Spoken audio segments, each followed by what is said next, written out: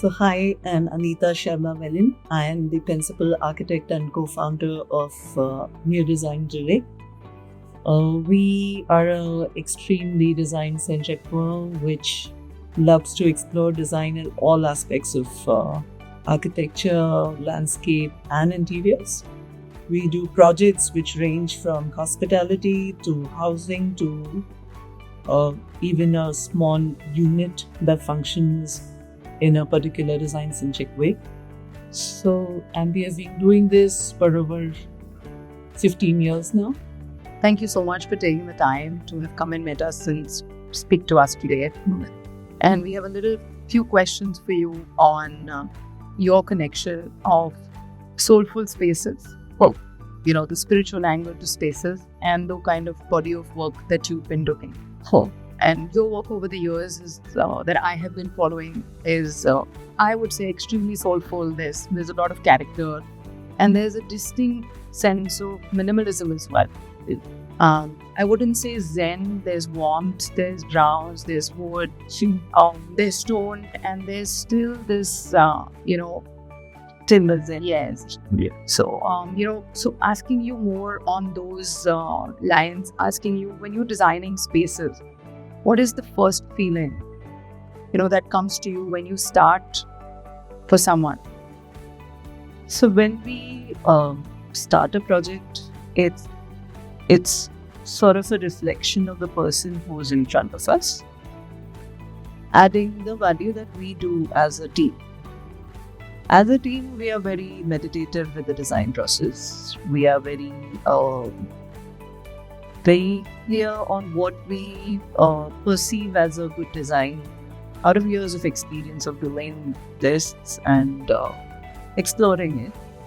But then what happens is when the end user gets added onto this layer, we make sure that we are adapting that person's reflection into our process.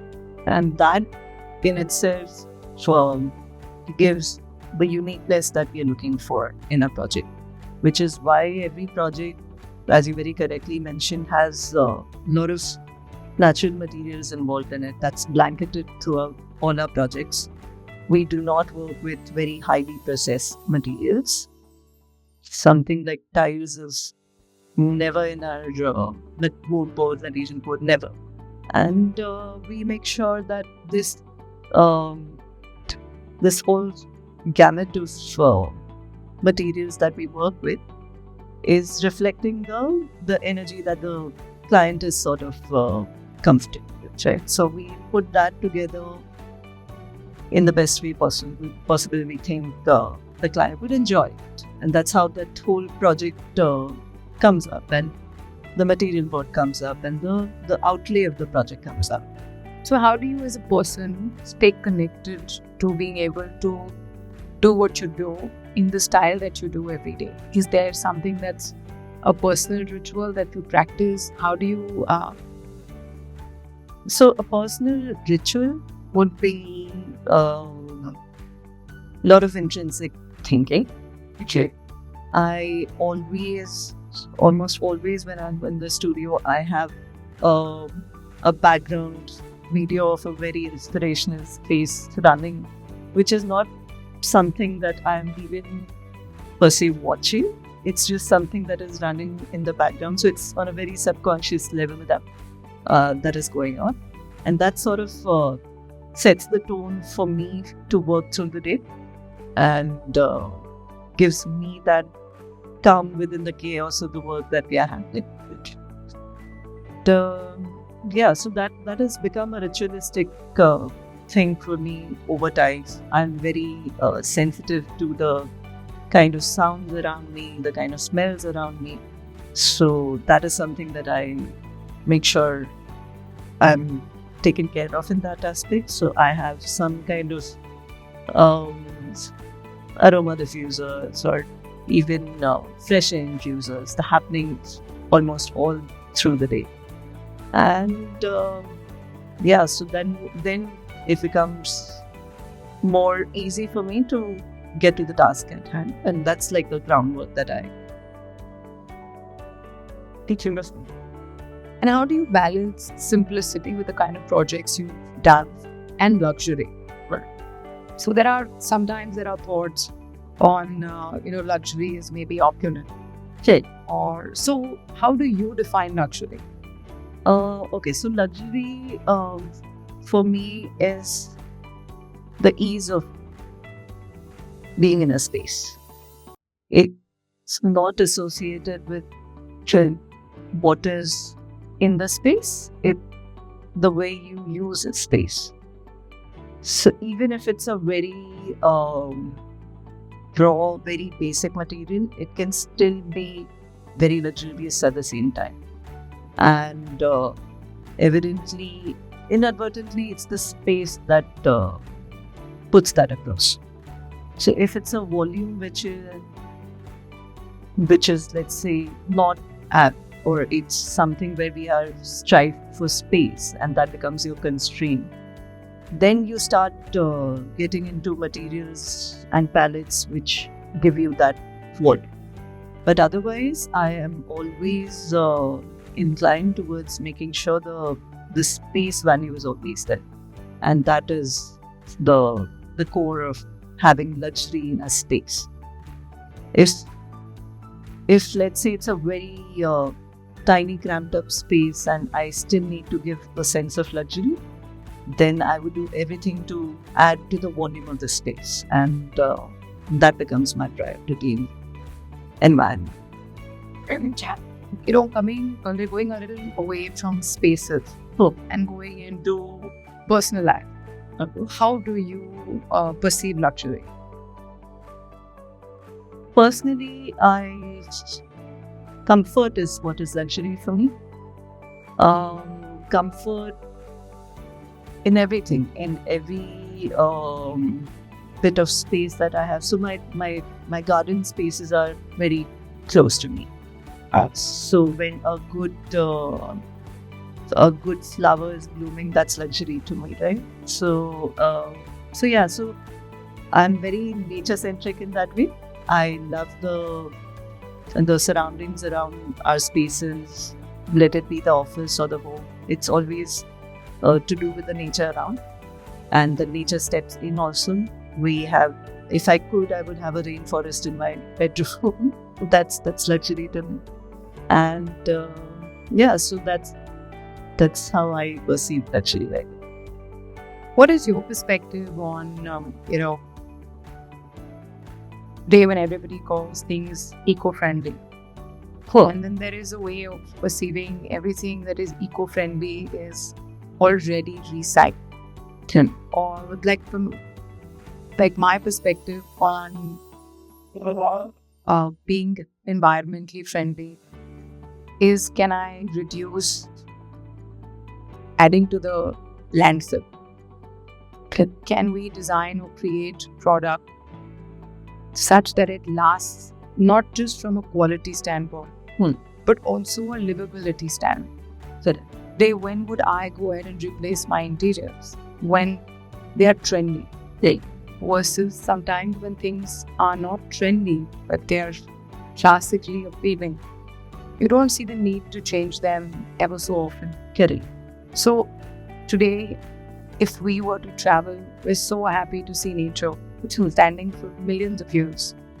Or ancient historical monuments, again, maybe hundreds and thousands of years. And yet, somewhere we are moving towards the trend. Good. And I'm not judging it. I'm not saying it's right or wrong. I'm trying to understand your point of view or perspective on it. Where someone watching this video could take a idea of another point of view, or what is your point of view on is it always just a LEED certification? Is it always just solar?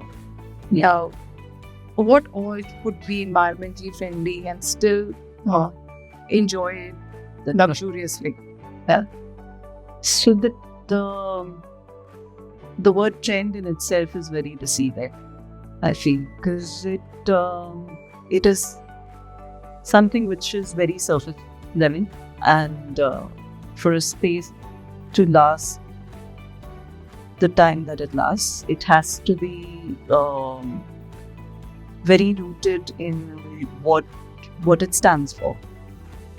So if we are trying to get into the eco-friendly, sustainable zone, a good design is by default eco-friendly, by default sustainable, because it has taken the care to get into the nitty-gritty of where the material is coming from, what is the kind of life cycle it serves, and what is the end of life use that the material goes through.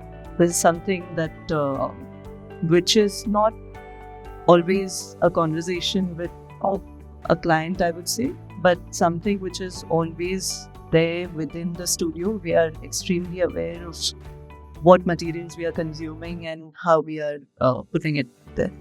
So even if it's a piece of wood that has been sourced from a dilapidated Haveli, it is still going to be put across in such a way that it lasts further beyond that life cycle. So, like you correctly put out, you don't want it to end up in a landfill, as you don't want it to be something that is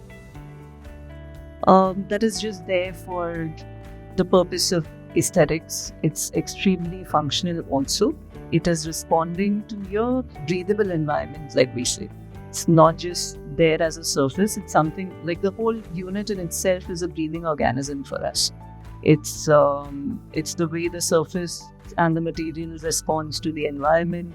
The way it responds to the inhabitant. The way a person is, let's say a person is suffering through some disease and has reached at that point because of his or her lifestyle choices. It becomes our subconscious effort towards that person to make sure that the person is in an environment which is actually healthy for them.